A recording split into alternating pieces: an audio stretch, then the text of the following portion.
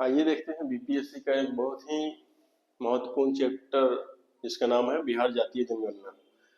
इससे पहले देखा जा रहा था कि जनगणना से हमेशा ही क्वेश्चन पूछा जा रहा है, 2 हो 4 हो 5 हो क्वेश्चन लगातार जनगणना से पूछी जा रही है। परंतु इस बार क्या है कि बीपीएससी में बिहार जनगणना काफी ज्यादा इंपॉर्टेंट रोल निभाएगी, क्योंकि ये जातीय जनगणना है जो किसी राज्य ने पहली बार जारी किया है। बिहार ने पहली बार जातीय जनगणना जारी किया है, ऐसा करने वाला ये प्रथम राज्य है।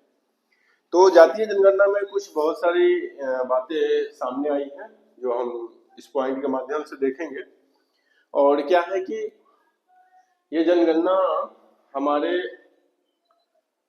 बिहार में रहने वाले अलग अलग प्रकार के जाति या धर्म के लोगों के बारे में बताया गया है, जो अपने राज्य सरकार द्वारा किया गया था। ये जनगणना क्या है कि इसके कोई प्रावधान नहीं है कि मतलब केंद्र सरकार कराएगी, ये राज्य अपने अनुसार करा सकती है।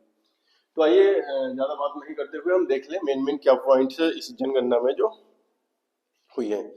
ये जनगणना जो है ना, हम ऊपर पॉइंट को लिख दिए, परंतु आपको यहाँ से समझना है कि इस जनगणना को कराने के लिए 2019 में प्रस्ताव पारित हो गया था। ठीक है, प्रस्ताव कब पारित हो गया था? 2019 में ही प्रस्ताव पारित हो गया था कि बिहार में जातीय जनगणना कराया जाए, परंतु इसको नहीं कराया गया। ठीक है, इस जनगणना को शुरू कराया गया कब? 2 चरणों में जनगणना शुरू हुई है, जिसमें आपका यहाँ लिखा हुआ है 1 से लेकर 7 जनवरी 2023 को प्रथम चरण और 15 अप्रैल से लेकर 31 मई तक दूसरे चरण में जनगणना पूरी हुई। ये जनगणना पूरी होने के बाद इसको 2 अक्टूबर 2023 को गांधी जी के 154वें जयंती पर विवेक कुमार द्वारा आंकड़े जारी किए गए। समझ गए? विवेक कुमार ये है क्या? तो ये है डेवलपमेंट कमिश्नर है विवेक कुमार, इन्हीं के द्वारा ये आंकड़ा जारी किया गया। समझ गए? और जातीय जनगणना 2023 के अनुसार ये इतना परिवार है आपका। परिवार कितना है? सैकड़ा, हजार, 10,000, लाख, 10 लाख, करोड़, यानी कि 2,83,44,160 परिवार है, जिसकी कुल आबादी अगर देखा जाए तो जातीय जनगणना 2023 के अनुसार तो कितना है? 13,07,25,310 लोग। जबकि जनगणना 2011 हम लोग कितना देखेंगे? 2011 देखेंगे तो भारत की जनसंख्या कितना है? 10 करोड़ कुछ है ना, 10 करोड़ के आसपास में है। जबकि ये जातीय जनगणना के अनुसार कितना हो गया? 13,07,00,000 हो गया, 25,000। आगे देखिए, अगला पॉइंट है कि दूसरी चरण की जनगणना खत्म होने के बाद ही इसमें क्या किया कि सुप्रीम कोर्ट ने अटकलें लगा दी।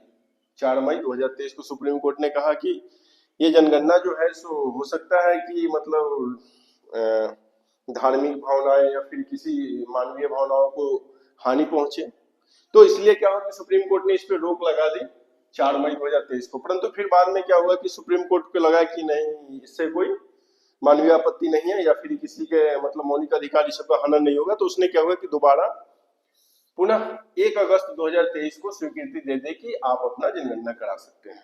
तो फिर राज्य सरकार ने क्या हुआ कि उसको बात को आगे बढ़ाई और फिर जनगणना अपना कंप्लीट करवाया। ठीक है, जातीय जनगणना में कुल 17 प्रश्न पूछे गए थे।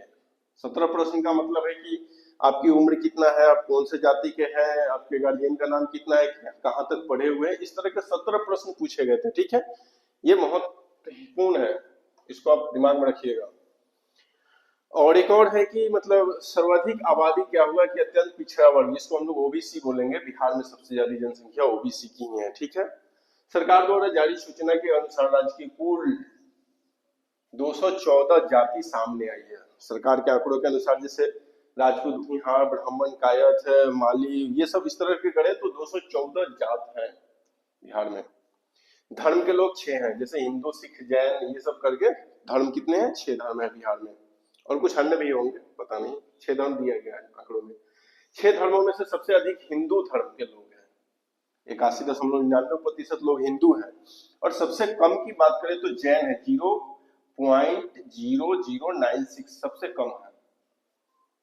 भारत में अंतिम, अच्छा, भारत में भी जातीय जनगणना करवाया था। भारत कब करवाया था? 1931 में भारत जातीय जनगणना करवाया था। सबसे बड़ी जाति में यादव है। अच्छा, ये जनगणना में सामने आया है कि बिहार में सबसे ज्यादा यादवों की संख्या है, जो कि कितने पूरी जनगणना का पूरी पूरी जनसंख्या का 14.26% यादव है बिहार में। उसके बाद प्रथम राज्य ऐसा कराने वाला ये है प्रथम राज्य। और कुछ और डाटा हम आपको दिखाते हैं जो कि जरूरी है एग्जाम के लिए। ये बोर्ड पे कहीं से लाइट आ जा रही है, इसकी व्यवस्था हम कर देंगे, फिलहाल आप समझ लीजिए आगे क्या है। इसमें देखा गया कि पिछड़ा वर्ग जिसको हम लोग ओबीसी कहेंगे, ओबीसी में आपका 27.12% है। उसका अति पिछड़ा वर्ग के लोगों की संख्या कितना 36.01% है। अनुसूचित जाति की बात करें तो 19.65% है। अनुसूचित जनजाति की संख्या कितना है 1.68%। सामान्य जो है वो आपका 15.52% है। ठीक है, तो ये हो गई जाति। और उसमें क्या है कि इस जाति में मतलब पिछड़े वर्ग में जैसे यादव आते हैं तो यादवों की संख्या इसमें देख लेते हैं। ठीक है, तो यादव कितना हो गए आपके बताए हुए थे हमने 14.26% हो गया। दूसरा मोची, दूसरा सबसे बड़ी जाति है ओबीसी में मोची जो 5.25% है। तीसरा कुशवाहा है, कोयडी जिसको कहा जाता है, वो कितना है कोयडी लोग 4.21%। और ब्राह्मण कितने हैं, ब्राह्मण आपका 3.67%। इसके अलावा कुछ और भी मतलब डाटा है जो मैंने बोर्ड पे लिखा नहीं है, हम बता देते हैं, आप सुन लीजिए। जिसमें हिंदू आबादी हम आपको बता दिए थे कि 81.99% था। मुस्लिम आबादी वहीं पे अगर भारत में बात करें, सॉरी बिहार में, तो 17.9% है। और ईसाई 0.05%। सिख कितना है 0.011%। तो यहाँ तक बिहार डाटा में स्पेशल था और जो कि आपको जानना जरूरी है बीपीएससी एग्जामिनेशन के लिए। तो ठीक है, अगला चैप्टर अगर ये अच्छा लगा तो फिर हम अगला चैप्टर 1 रिपोर्ट करवाएंगे 2021-22 ना, हाँ 1 रिपोर्ट 2022। ठीक है।